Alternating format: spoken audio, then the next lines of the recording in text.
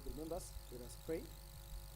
Almighty God, we beseech you to behold with your and favor and blessings as your servants, whom you've been pleased to call to leadership positions in this republic. We seek guidance to feed and consider all matters that shall come under declaration in so just and faithful a manner that will advance the peace, prosperity, and welfare of our country and of those whose interests we are committed to our charge. Amen.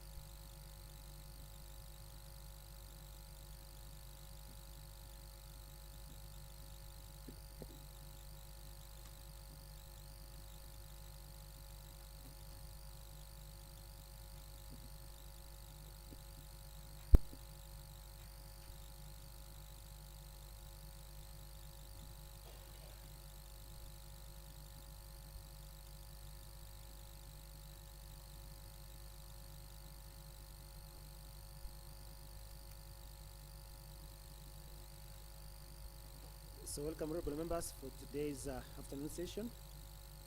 I will ask the clerk to read the business in the order paper.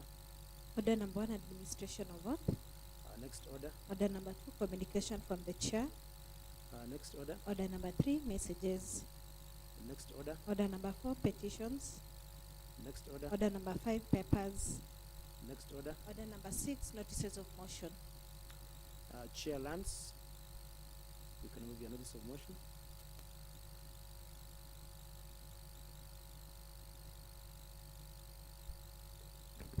Thank you, Honorable Speaker, sir, for the opportunity you have granted me, Mr. Speaker, so that I can give notice of motion on report on approval hearing of Dr. Joel Kimengiche Ruse, nominee for the position of member of Kericho Municipal Board member.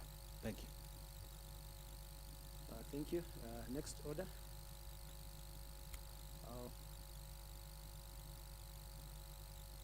Order number 7, statements. Next order. Order number 8, motion by chairman of Lands, Housing, Physical Planning and Settlement Committee. Chair, you can now move, can now table your motion.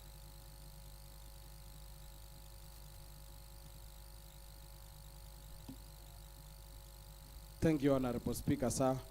I rise to move a motion that motion on report on approval hearing of Dr. Joel Kimengiche Ruse, nominee for the position of member of Kericho Municipal Board member. Mr. Speaker, allow me to start on 2.0, the background information on the creation of Kericho Municipal Board member, Mr. Speaker, Municipal Board. The Kericho County Assembly in its special sitting in the Second Assembly on 29 December 2017 approved integrated strategic development plan and charter for the Kericho and Litein towns and the local physical development plan for both Kericho and Litein towns. The following persons were appointed to took office effective 1st December 2018 as pioneers of the first board members after the creation of Kericho Municipal Board. Ari Langat, who was the nominee, governor's nominee, was subsequently nominated as the chairman, elected as the chairman. Margaret Langat, governor's nominee. Charles Langat was governor's nominee. Winnie Koros was representing youth. Rupen Tao was representing informal sector. Stanley Mutai representing private sector. Beatrice Kamei, who is the current women rep of Kericho County, representing representing neighborhood, and she was the vice chairperson. Sheila Maisura was representing business community. The above mentioned persons appointed pursuant to Section 14 of the Urban and Cities Act of 2011 before its amendment to Urban Areas and Cities Act Amendment of 2019, that the Act did not provide for the qualification required for one to be appointed as a member of the board. After its amendment in 2019, the Act provided for 6 qualifications under Section 14, subsection 7 of the Urban and Areas and Cities Act Amendment of 2019.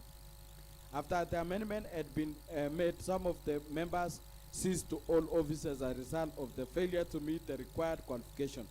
2 of the members, Margaret Langat and Judge Langat CPA, petitioned the Kericho Employment and Labor Relations Code, ELRC, and through Kericho ELRC petition number 6 of 2019, the court pronounced itself by stating the term of service for petitioners terminated by operation of law upon an Areas and Cities Act Amendment of 2019.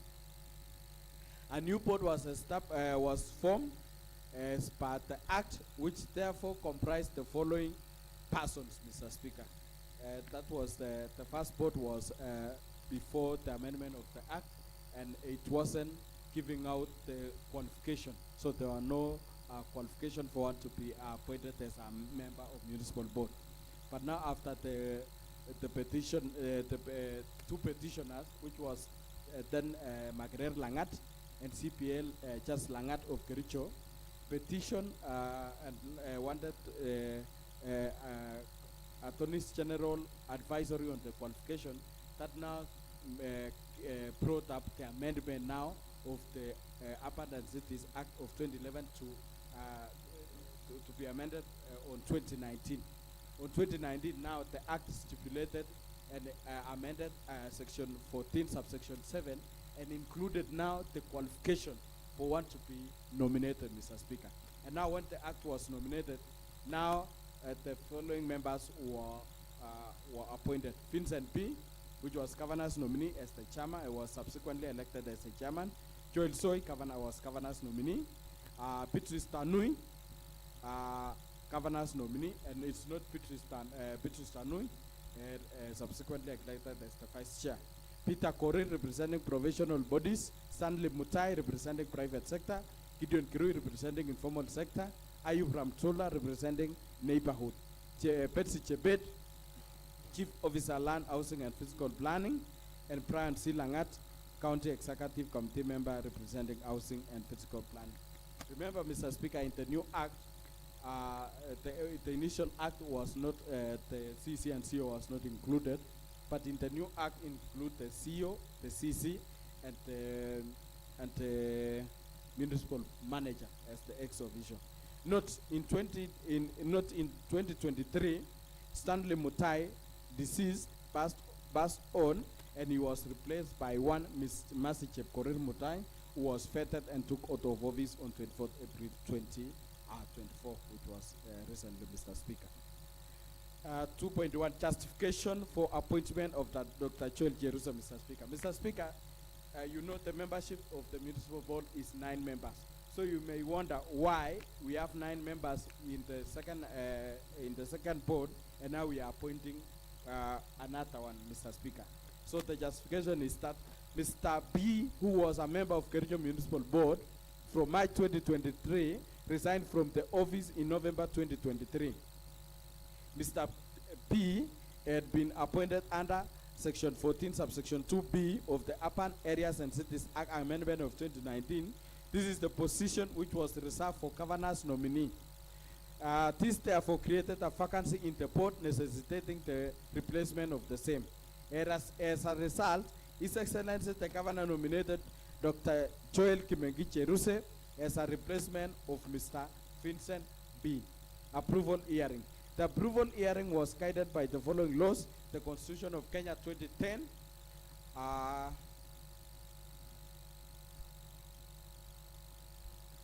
the Constitution is a supreme law, therefore binds both the county and national government. Sorry. Article 73, therefore,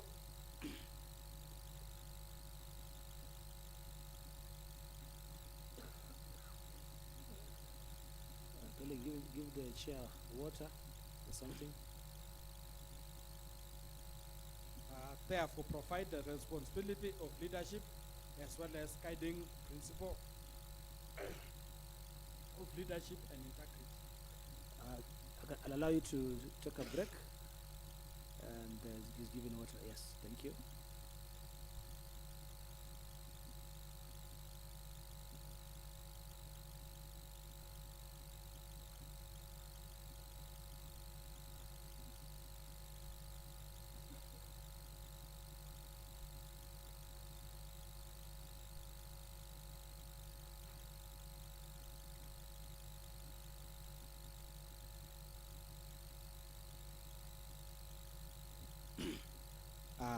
Thank you, Mr. Speaker. I'm sorry for for interruption.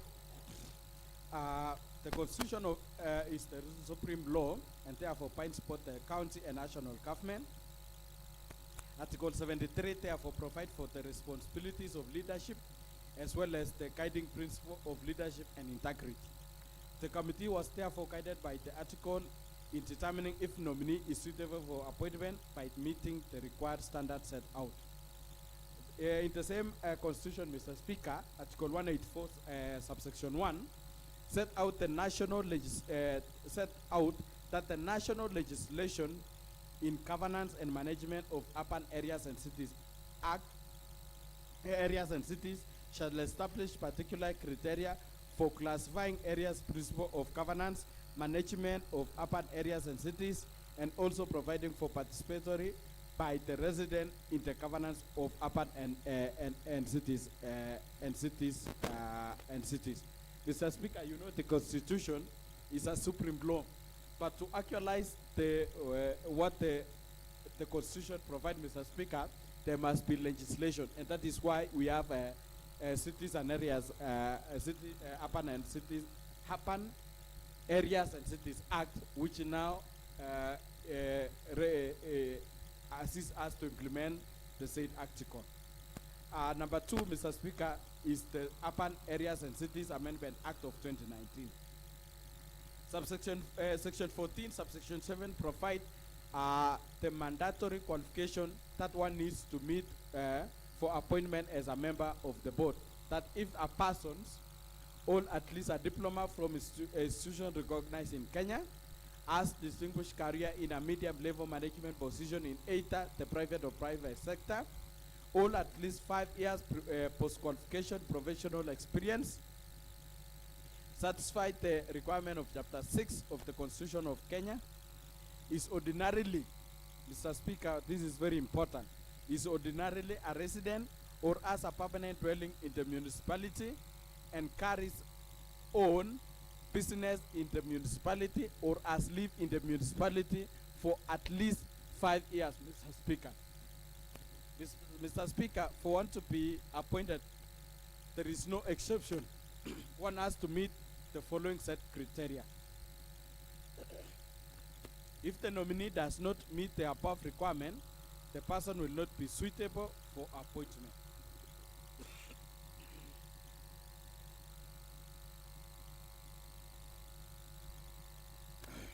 The committee, therefore, was guided by the above mentioned requirement in making its final determination on the suitability of the nominee to the position.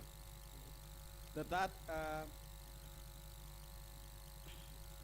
third law is the County Government Act number 17 of 2012. In carrying out the mandate of vetting the nominee, Dr. Joel Kimengiche Ruse, the committee was guided by Section 8 of the Act, which provides for the roles of the County Assembly. Subsection 1A state among the other roles that the County Assembly shall, the A says, vet and approve nominee for appointment to the county public offices as may be provided for in each act or any other law. Another law is the Public Appointment County Assembly's Approval Act number 5 of 2017, Mr. Speaker. The Assembly was guided under subsection 5 of the Act notifying the public on the vetting of the nominee through a local dailies on 24th April 2024. The Act provides the notification requirement in that the advertisement shall specify that the candidate shall appear before the required committee. The notification therefore met the requirement by clearly specifying that the nominee should appear before the Committee on Land, Housing and Physical Planning and Settlement, Mr. Speaker, and the cassette notice is attached as annexed, Mr. Speaker. Subsection 5, notification and vetting requirement. An advertisement inviting the application for nominee for appointment to an office to which its act applies shall specify that the candidate shall be required to appear before a committee of a relevant county assembly, which is now the Committee on Lands. An applicant shall not be required to appear before the committee of a county assembly pursuant to notice issued under subsection 1 within a period of less than 21 days, Mr. Speaker. Mr. Speaker, after the commitment of one to the committee, Mr. Speaker, there is stipulated time as per the Act, Mr. Speaker, which should not be, which should be within 21 days, Mr. Speaker, and we did within the Act, Mr. Speaker. The approval hearing was further guided by section 7 of the Act, where the committee relied on the section which provided that the procedure to be followed in approval hearing, as from subsection 1 to 12, the section therefore state that 1, section 7 approval hearing. 1, following the receipt of the notification of nomination under section 6, subsection 3b, the speaker shall report the receipt of the notification to the county assembly. Following the notification shall be committed to the relevant committee of the assembly. 2, subject to subsection 3, the chair of the committee shall determine the time, place for holding of the approval hearing, which shall not be later than 14 days from the date of committal of the notification to the committee, Mr. Speaker, which I chose we did in the assembly chambers, Mr. Speaker. The approval hearing shall be held in public place and shall be conducted during working hours, Mr. Speaker. Mr. Speaker, the nominee appeared on a day, on a working day, broad daylight, as from 2:30 on the day, Mr. Speaker. The clerk shall notify a candidate of the time and place for the holding of an approval hearing by notice in at least 2 papers of the national circulation and by writing such other form of communication as the clerk shall consider appropriate. Number 5, the committee shall by notice in at least 1 newspaper of national circulation notify the public of the time, place for holding approval hearing at least 7 days prior to the hearing. Subject to this act, all the committee proceeding on public appointment shall be open and transparent, Mr. Speaker. Number 7, despite subsection 6, committee may on its own motion or application of a candidate or any other concerned person determine the whole or part of the sitting shall be held in camera, Mr. Speaker. In case there is some issues, Mr. Speaker, which the nominee may feel that is not comfortable to share to the public, Mr. Speaker, the nominee can ask to be done off the camera, Mr. Speaker.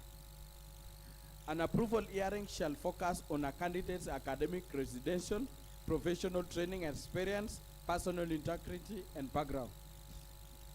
Number 9, the criteria specified in the first schedule and the assignment form specified in the second schedule shall be used by committee during the approval hearing for the purpose of vetting the candidate. Number 10, any person may prior to approval hearing by written statement or oath provide the clerk with evidence contesting the suitability of the candidate to hold the office to which the candidate has been nominated.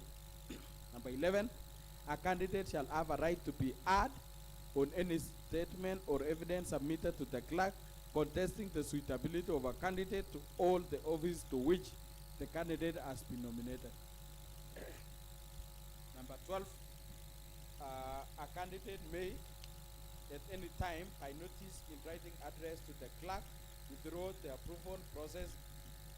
The candidates shall thereupon lapse. Chair Lams, I'm following on your report, and I want to make a guide that you go straight to 2.3 because all these are background information. Yes. During a vetting process, but give us the goes page to 2.3 is where the submission of this Dr. Joel Cheruse. So would you go there because all these are acts that we have, and I think you can as well begin from 2.3, page 12. I think that's where you'll be able to give flesh on this nominee. So most obliged, Mr. Speaker, and thank you for your guidance. 2.3, Mr. Speaker, submission of Dr. Kimengiche Ruse, nominee for the position of Kericho Municipal Board Member. The approval hearing process is detailed in subsection 7 of the Public Appointment County Assembly's Approval Act of 2017. Following the receipt of the notification of nomination, the Speaker is required to report the County Assembly. This was done on 23rd April 2024. Thereafter, the notification was committed to the Committee on Lands, Housing and Physical Planning as per Standing Order number 205. Notification 2.3, notification to the public. On 23rd April 2024, the Clerk of the County Assembly, Martin Epus Patrick, notified the public on the nomination of Dr. Joel Kimengiche Ruse, fight the local dailies, which is annexed number 3. The approval hearing was held on the County Assembly chambers on 2nd May 2024. 2.4, requirement of the Chapter 6 of the Constitution. As per the local dailies advertisement fighting the nominee to the approval hearing, it was required that the clearance certificate from the following institutions be submitted. 1. The Ethics and Anti-Corruption Commission, the Kenya Revenue Authority, the Higher Education Laws Board, the Criminal Investigation Department, and the Credit Reference Bureau. Criteria for approval hearing. In conducting the approval hearing, the Committee on Land, Housing and Physical Planning examined the nominee against the site criteria. Among others are set out in Section 14 of the Urban Areas and Cities Act Amendment of 2019. The set criteria are as follows. Section 14 of the Urban Areas and Cities Act Amendment of 2019, 1A, of the 9 members of the municipal board, at least 4 shall be nominated by 1. An umbrella body representing professional association in the area, an association representing private sector in the area, a cluster representing registered association of informal sector in the area, and a cluster representing registered neighborhood association in the area. A person shall not be appointed as a member of the municipal board unless that person holds at least diploma from recognized institution of Kenya, is ordinarily a resident or has a permanent dwelling in the municipality, has a distinguished career in medium level management position in either the private or public sector, has at least 5 years post-qualification professional experience, and satisfied the requirement of the Chapter 6 of the Constitution of Kenya, carries on a business in a municipality, or has lived in the municipality for at least 5 years. The additional criteria stated below are requirement with respect to Chapter 6 of the Constitution of Kenya. B. Provision of clearance certificate from relevant authorities with regard to Chapter 6 of the Constitution of Kenya. Tax compliance certificate from Kenya Revenue Authority, clearance certificate from Higher Education Laws Board, certificate of good conduct from the Department of Criminal Investigation, application from Ethics and Anti-Corruption Commission, and clearance certificate from the Credit Reference Bureau. In considering the nominee, the Committee on Land, Housing and Physical Planning followed the above criteria. Submission of petition. Section 7, subsection 10 of the Public Appointment County Assembly's Approval Act of 2017 provide that any person may, prior to the approval hearing and by written statement on oath, provide the clerk with evidence contesting the suitability of a candidate to all office to which the candidate has been nominated. The member of the public are invited to give any information in writing through an oath regarding nominee by 8:30 a.m. on Thursday, 2nd May 2024. No petition was received by 8:30 a.m. on Thursday, 2nd May 2024. Approval hearing of the Dr. Joel Kimengiche Ruse. Dr. Joel Kimengiche Ruse, appointing authority is His Excellency Governor, pursuant to Section 11 of the Urban and Cities Act Amendment Act of 2019. He is appointed in the category of Governor's nominee. Dr. Kimengiche Ruse, of identification number 5247-3 appeared before the Committee on Land, Housing, Physical Planning on 2nd May 2024 and was examined under oath, and the approval hearing considered by the Constitution, County Government Act 2012, Public Appointment County Assembly's Approval Act of 2017, and County Assembly of Kericho Standing Orders. Date and part. The nominee is a Kenyan citizen born in 1st January 1960 in Narok District. He is a resident of Kipkelian Ward, Kericho County. Academic qualification.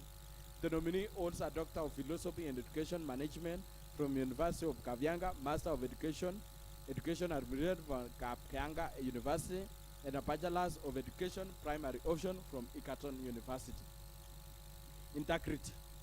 At the time of approval, hearing nominee was required to provide the Committee on Land, Housing and Physical Planning with a clearance document with regard to Chapter 6 of the Constitution. The nominee submitted tax compliance certificate, Kenya Revenue valid up to 28 April 2025. The nominee provided committee with certificate serial number 655793 from Higher Education Law Sport valid up to 29 April 2025. The Director of Criminal Investigation issued the nominee with police clearance certificate dated 29 April 2024.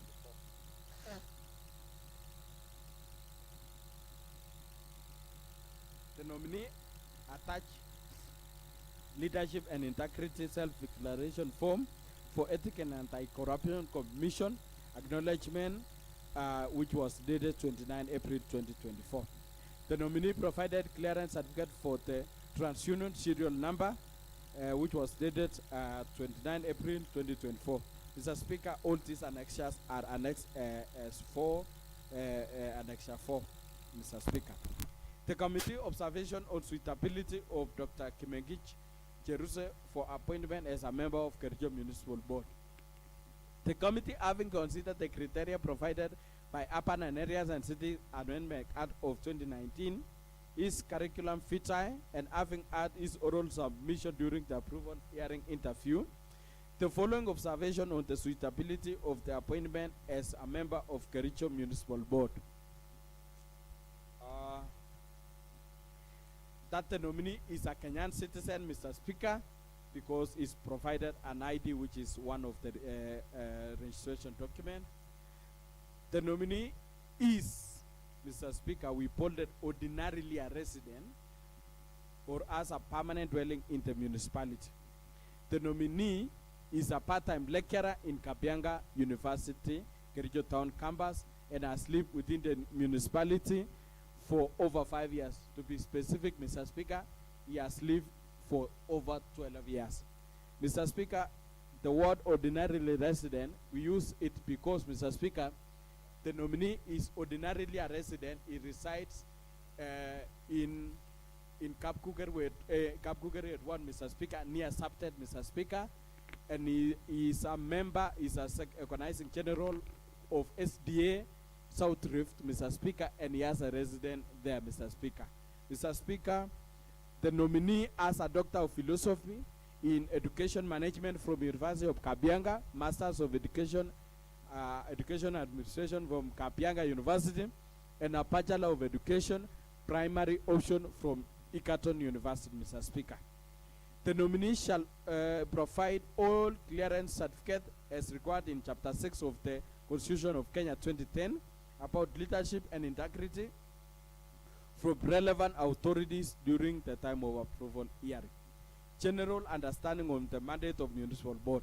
The nominee was asked several questions by the committee, and just but to name a few was the function of the municipal board under the Urban Areas and Cities Act of 2019. The nominee response response was that the function of the municipal board are to oversee the affairs of the municipal, controls transport issues and land management. Further, that he was asked the relations between his work experience and the position he had been nominated to. He replied that he studied education management and leadership, which is play a key role on formulating strategies on leadership management on Kericho Municipal Board. The committee also asked the potential conflict of interest. He stated that he will declare the conflict of interest through writing if any arise. Lastly, the committee asked the nominee on plans on beautification of Kericho town. His answers was he will ensure proper and efficient garbage collection, use of proper drainage system, and relocation of small-scale entrepreneurs, Mr. Speaker, within the town.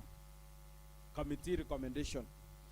The Lands, Housing and Physical Planning Committee, after lengthy deliberation, recommend the approval of Dr. Joel Kimengich as member of Kericho Municipal Board for the following reason, Mr. Speaker.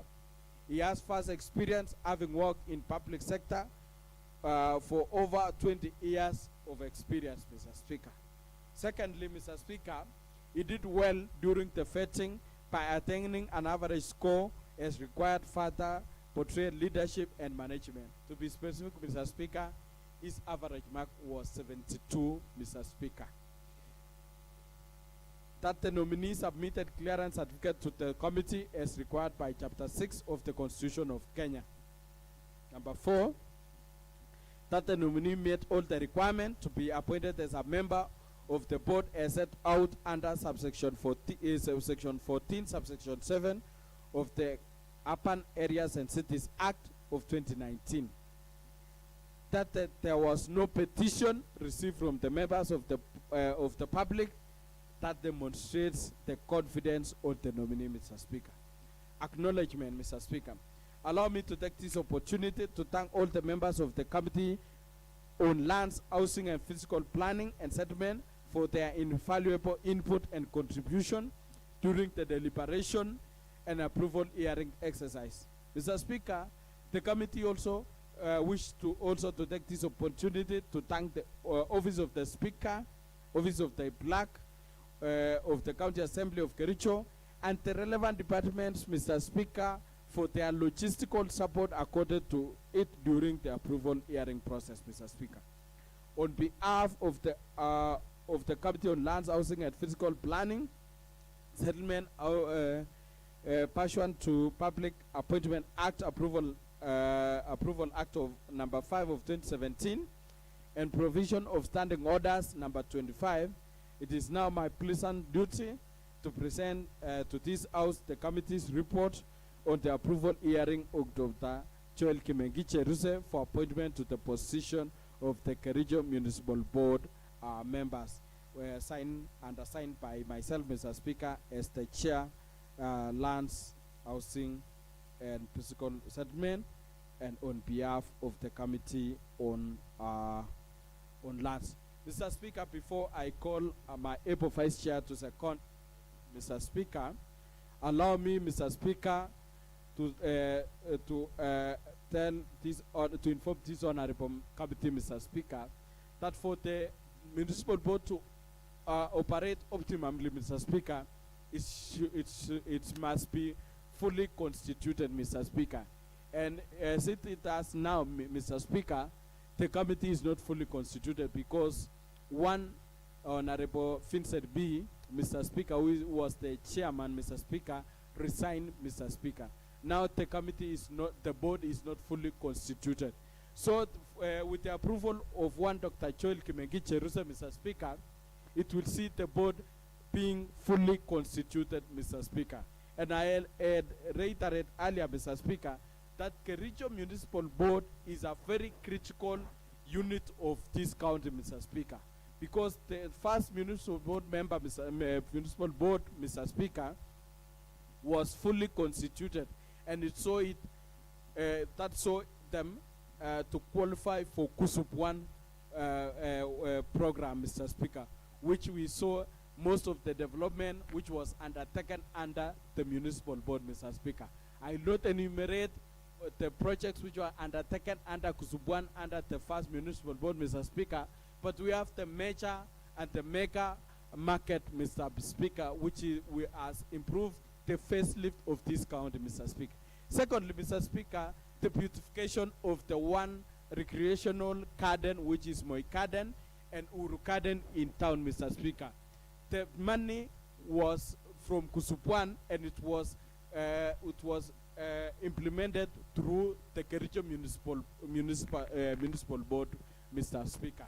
Mr. Speaker, among other programs, Mr. Speaker, is drainage structures, Mr. Speaker, which it has assisted, Mr. Speaker, because even during this rainy season, which we are experiencing most of the floods within the entire country, Mr. Speaker, Kericho is safe. You can walk within Kericho town, Mr. Speaker, without even stepping on the mud, because we have pathways, footways, and there is good drainage structures, so there is no stormwater affecting the operation within the town. And that is because, Mr. Speaker, the first municipal board was constituted and it utilized the KUSUP 1 program, Mr. Speaker. So, Mr. Speaker, with the approval of Dr. Joel Kimengi Cheruse, Mr. Speaker, is timely, Mr. Speaker, because today, as we are speaking, Mr. Speaker, in the morning, Mr. Speaker, Mr. President, which is the President of the Republic of Kenya, Mr. Speaker, oversee the signing of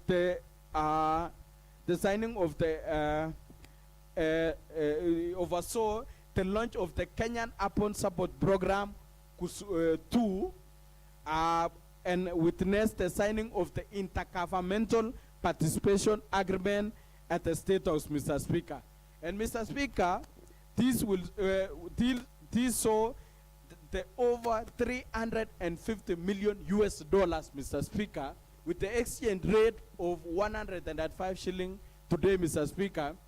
We will see over Kenya shilling 46.5 billion Kenya shilling, Mr. Speaker, which will benefit only 45 counties, Mr. Speaker, which qualify for KUSUP 2, Mr. Speaker, because of they have municipalities, Mr. Speaker.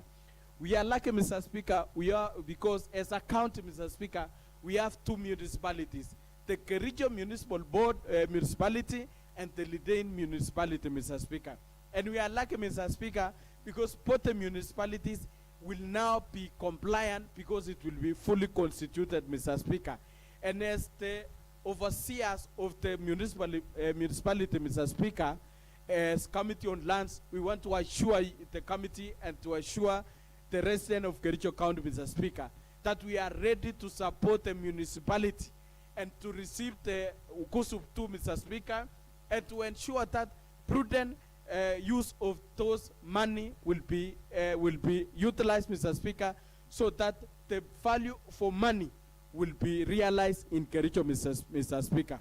Among the 45 counties, Mr. Speaker, who will qualify, Mr. Speaker, is Kericho. And among the municipalities is the 2 municipalities of Kericho, Mr. Speaker. So, Mr. Speaker, this is the reason why I implore this honorable House and these honorable members to support this motion, Mr. Speaker, so that Dr. Juan Cheruse will be appointed, will be sworn in, and our municipal will be fully constituted. Mr. Speaker, without deliberating more on this, Mr. Speaker, allow me to use this opportunity, Mr. Speaker, to allow my able Vice Chairperson, Committee on Lands, Mr. Speaker, to come and second this and put more flesh on this. Otherwise, I thank you, Mr. Speaker. Honorable Vice Chair, Dominic Mutai.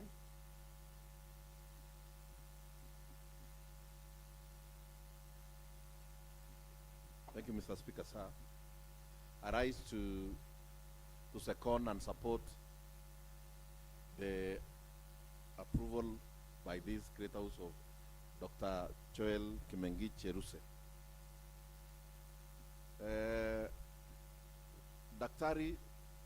Dr. Joel Cheruse has experience of public service for at least 20 years. He has worked from junior level at primary level to now at University of Kabianga. And we know with this experience, the Kericho town, the Kericho municipality will have a team player in the expertise and the knowledge on public service of Dr. Joel Cheruse. When we were vetting the nominee, we realized he is an ordinary citizen, is an ordinary resident of Kericho County. He has a distinguished career. He meets the Chapter 6 of the Constitution of Kenya, and he complied in most of the requirements for him to become a board member. When you talk about the beautification of the Kericho, now we have a heavy rain within the country, and he talk about the beautification of the county, the municipality, and he replied that the committee asked him about the beautification of the country, the county. And he said he will make sure the municipality of Kericho is beautiful, the walkways, the street light. In the recent few months, we have been having issues with the street light. We asked him the conflict of interest between walking and working up as the board member. And he said he will use the experience which he has at the university to work as part of the team in the municipality. So I ask this honorable house to approve Dr. Joel Jeruse so that it enable the committee to have quorum and have the full member to run this municipal. Otherwise, I support and second. So thank you. Now, honorable members, I now propose the question that this House approves the report of Lands, Housing, Fiscal Planning and Settlement Committee on the nomination for appointment of Dr. Joel Kimengich Cheruse to the position of member, Kericho Municipal Board. Honorable Eric B., you may take the first chance to contribute. Thank you so much, Honorable Speaker, for giving me an opportunity just to contribute and support the approval of Professor Dr. Joel Kimengich as a municipal board member. Mr. Speaker, during the vetting process, I'm a member of the committee, and Mr. Speaker, Professor Joel actually demonstrates the ability to be the member of municipal board. Mr. Speaker, because he also has a qualification required as a board member. Mr. Speaker, when you look at his curricular vitae, he's someone who has actually gone through the educational background, and he has moved along the ranks, Mr. Speaker, and up to a professor level or a doctor level, Mr. Speaker. This is the rightful person who can be able to champion the issue of municipality. Mr. Speaker, today we are lucky as the chair has alluded, Mr. Speaker, that we have gotten around 400 million for the municipality. And given that fund, Mr. Speaker, you need a brain so that he can be able to utilize the same fund to ensure that the municipality is upgraded to another level. Mr. Speaker, when it comes to the suitability, Dr. Kimengich hails within the municipality, Mr. Speaker, because he is a member and is ordinarily a lecturer at the University of Kabianga, which supported the residential being within the municipality, Mr. Speaker. Secondly, he has approved by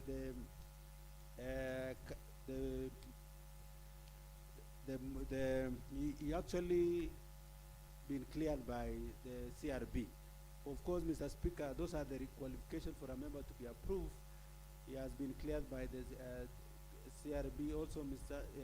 Speaker, he was able to meet the chapter 6. The integrity of the doctor, Mr. Speaker, has actually been cleared, because before the approval, he was able to forward his clearance from the integrity part of it, Mr. Speaker. Has never been gotten in any court of law. He has never been accused in any court of law, Mr. Speaker. So I think this is the right person, and I'd like to request the Honorable House to give a green light to this doctor. Mr. Speaker, you've seen the quorum. When it comes to the issue of quorum, Mr. Speaker, when one resigned, the quorum was not enough for the services to be rendered to our people. So when we approve this man, we shall be able to meet the quorum, and there will be no delays when it comes to the execution of role of a municipal board. Mr. Speaker, we have had the issue of drainage within town. We've seen that as of now, Mr. Speaker, it's raining, it's the flood all over, and Mr. Speaker, it is necessary for these municipal board members to sit down and also to give a geological or physical plan so that we ensure that any other time when there is flood, we shall be able to settle our people and to make people live in a good environment. Mr. Speaker, we are also having a request from the national government. These are the people who are going to assist the Department of Lands and Housing, Mr. Speaker, to come up with a plan of town. Of course, the commitment is now at the committee level, has been committed by the Speaker today, and I know we are going to fast track all these issues for us to get services. So I'd like to request honorable member, let us approve Cheruse Joel, who come from Kericho town. Mr. Speaker, thank you. Thank you. I'll give to Honorable Martin Cheriot, and then we'll give the motion, move on the motion to reply. And just use less than 2 minutes. We still have another motion ahead of us, so let's be mindful of time. Thank you, Mr. Speaker, sir, for giving me this opportunity also to contribute to this motion of the nomination of Dr. Cheruse as a member of Kericho Municipal Board. Mr. Speaker, Dr. Cheruse is a nominee of the governor, and I wish to draw attention that Dr. Cheruse met all the requirements to be a member of Kericho Municipal Board. Mr. Speaker, Dr. Cheruse has vast experience in public sector, which makes him also qualify, and also the experience that he has can be tapped and can be made useful in this municipal board. I remember when we were vetting, actually he proved and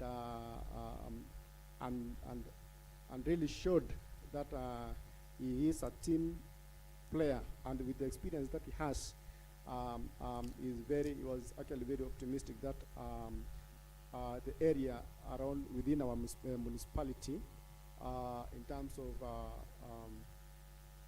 cleaning of town, drainage issues, and general organization of town, he was really passionate about it, and he promised that he's going to work with a team, the rest of the members, to see that this town actually is brought up to be into the orderly manner it should be. And also, I want to urge this Honorable House that this is the right time for us to approve this member, so that this committee is fully constituted, especially now that we expect funds within coming to municipalities. Also, Mr. Speaker, sir, I want to point out that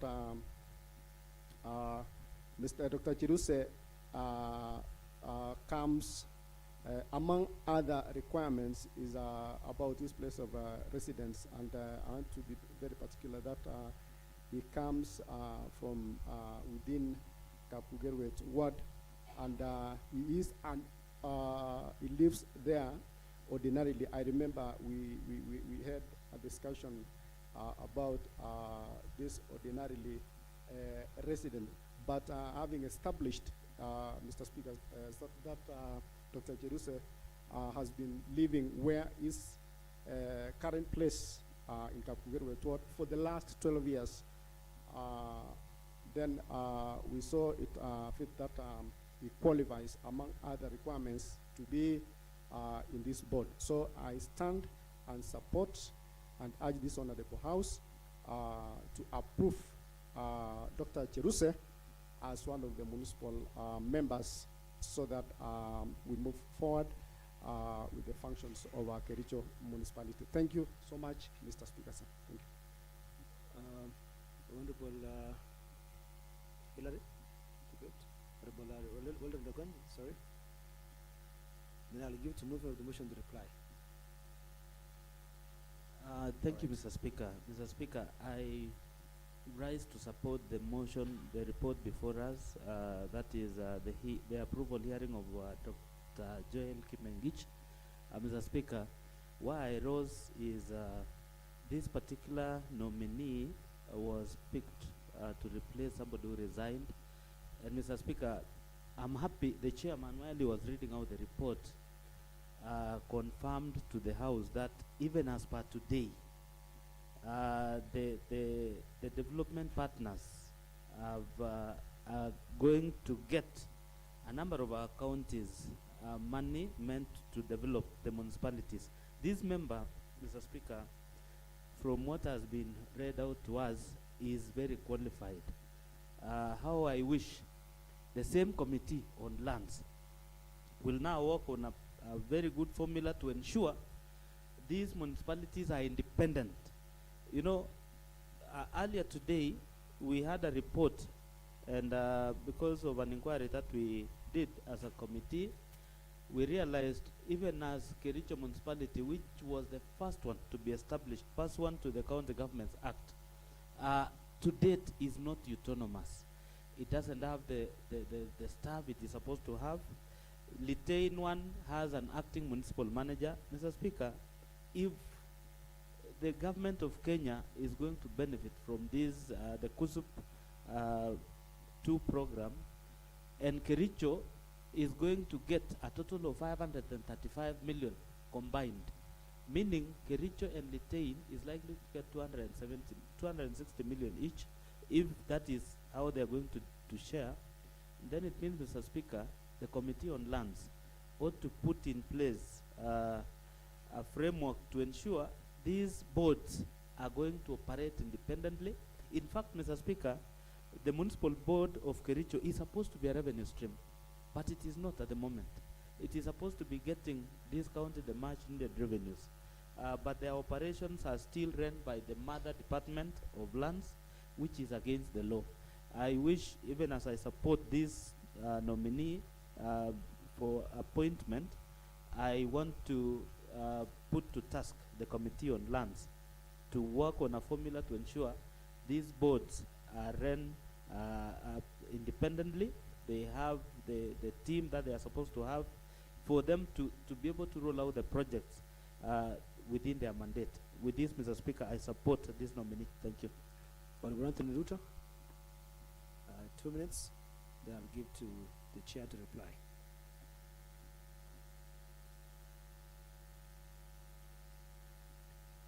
Thank you, Honorable Speaker, sir, for this chance so that I may also support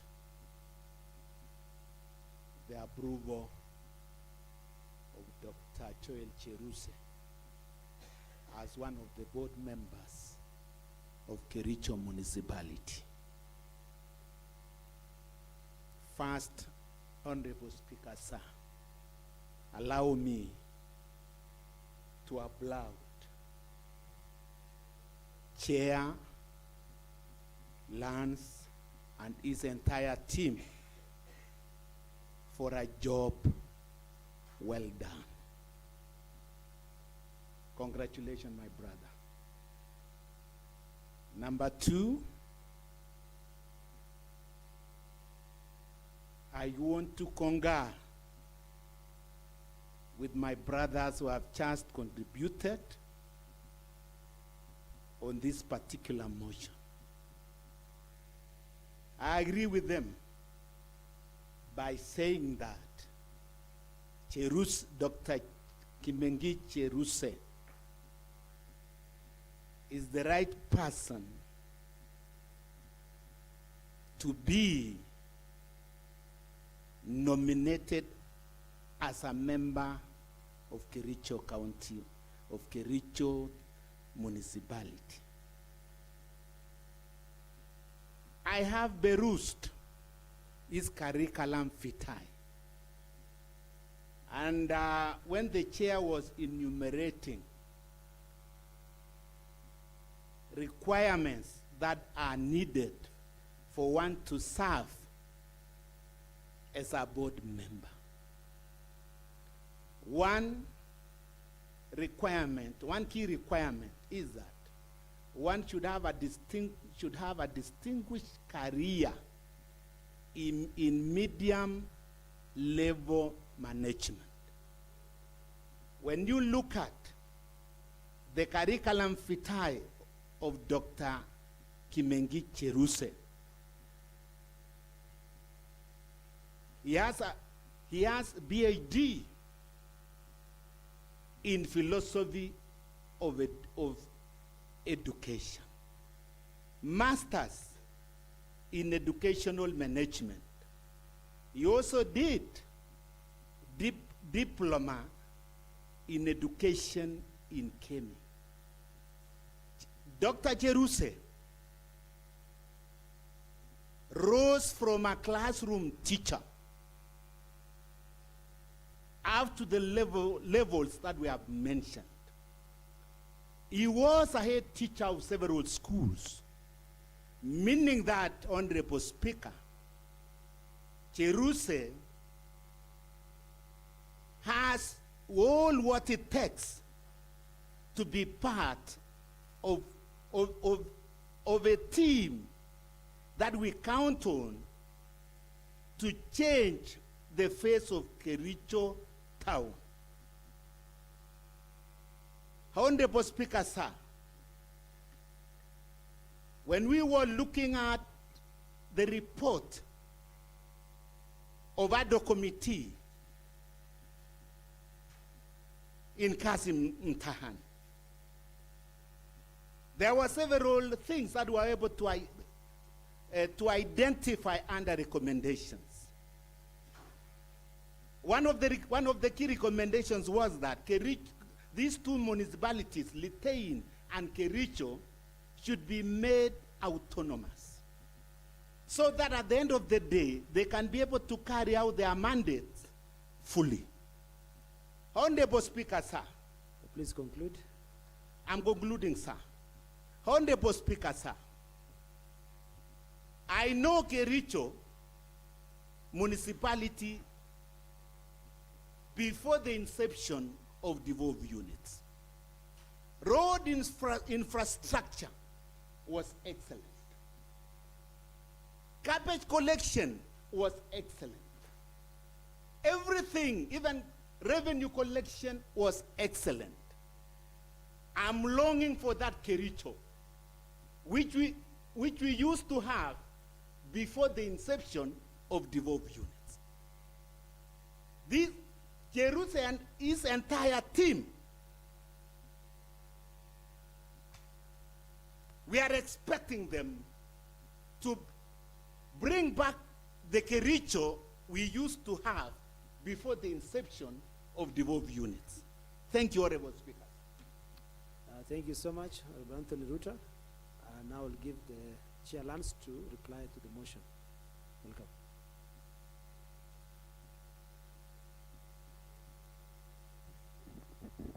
Thank you, Honorable Speaker, sir, for giving this opportunity to reply, Mr. Speaker.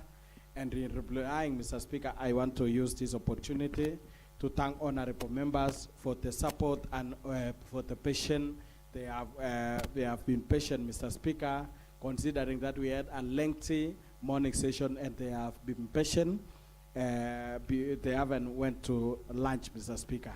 And one of the philosophers called O.S. Lewis, Mr. Speaker, Lewis Owens, Mr. Speaker, once said, patience is not the ability to wait, but it's ability to keep a good attitude while waiting, Mr. Speaker. So I think, Mr. Speaker, honorable members, while being patient, they are keeping good attitude, Mr. Speaker. Mr. Speaker, because of the time, Mr. Speaker, we were not able to go through the annexures, Mr. Speaker. So on the annexures, I'll encourage members during their free time to look at the annexures, Mr. Speaker. There was one vital annexure, annexure number 2, on the HE's advisory or on the petition, which was petition by Dr. Honorable Margaret Langat and CPM with the qualification, Mr. Speaker, so that it can be for great importance for them, Mr. Speaker. Mr. Speaker, having seeing the mood of this house, Mr. Speaker, I'm so happy as a chairman on lands, Mr. Speaker, because, Mr. Speaker, with the coming of the money which was signed today and the launch which was launched today, Mr. Speaker, initially in the first Kusubwan, Mr. Speaker, I said, Mr. Speaker, only 45 counties qualified, Mr. Speaker. Out of the 45 counties, Mr. Speaker, it was only 57 municipalities, Mr. Speaker, which benefited from Kusubwan. And in Kericho, only Kericho municipal qualified, Mr. Speaker. And I'm happy, Mr. Speaker, because Kusub 2, which has been launched today, Mr. Speaker, will see the same 45 counties with additional 20 municipalities, which will make 77 municipalities, which will qualify for Kusub 2, Mr. Speaker. And we are very happy and we are lucky as Kericho because in the additional 20 municipalities, one of our own, Litein Municipal, will be among the new 20 who will benefit on the additional 46.5 billion, which is coming, Mr. Speaker. And it will see the area, the Kericho municipality, Mr. Speaker, which is within your jurisdiction as the area MCA, Mr. Speaker, seeing you qualifying, and one Honorable Vincent Kirui, Elias Kiptoya, Mr. Speaker, from Litein, will see his municipality qualifying for this, Mr. Speaker. And we are happy because one person say, you will clap to others until your time, it is your time for you to be clapped. So even us who don't have municipalities, Mr. Speaker, will continue clapping for you and for Litein until Kipkelion, until Soin, until Ondiani will qualify, Mr. Speaker.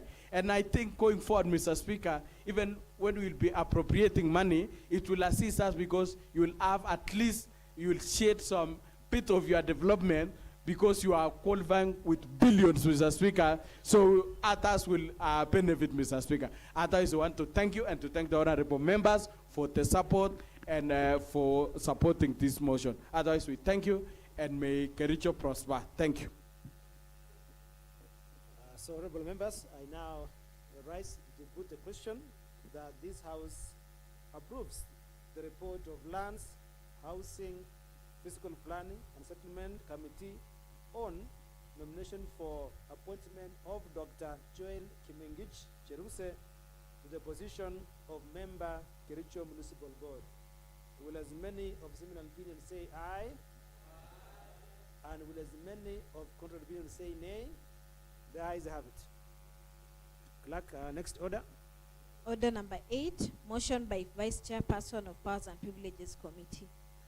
All right, since the Vice Chair is not there, I've seen member of the Powers and Privileges Committee, Honorable Bavina Serem, who is the Deputy Chief Whip. So,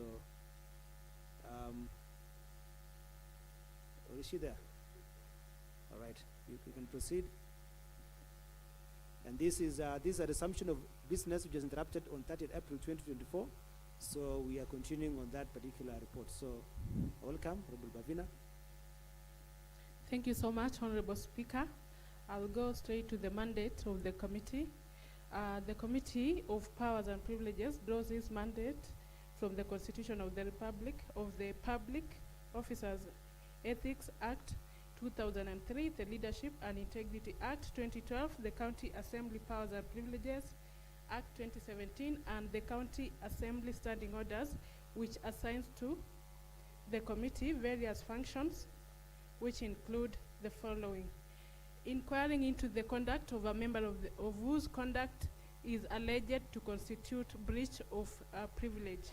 Section 1 of Section 15(4) of the County Assembly Powers and Privileges Act, Mr. Speaker, 2017 mandates the committee to inquire into the conduct of a member whose conduct is alleged to constitute breach of privilege in terms of Section 16 of the Act. Honorable Speaker, conduct constituting breach of privilege as highlighted in Section 16 include assault, threats, use of abusive language, obstruction, molest, or insult any member proceeding to being within or leaving the precincts of the Assembly. The committee may inquire into the conduct of the member whose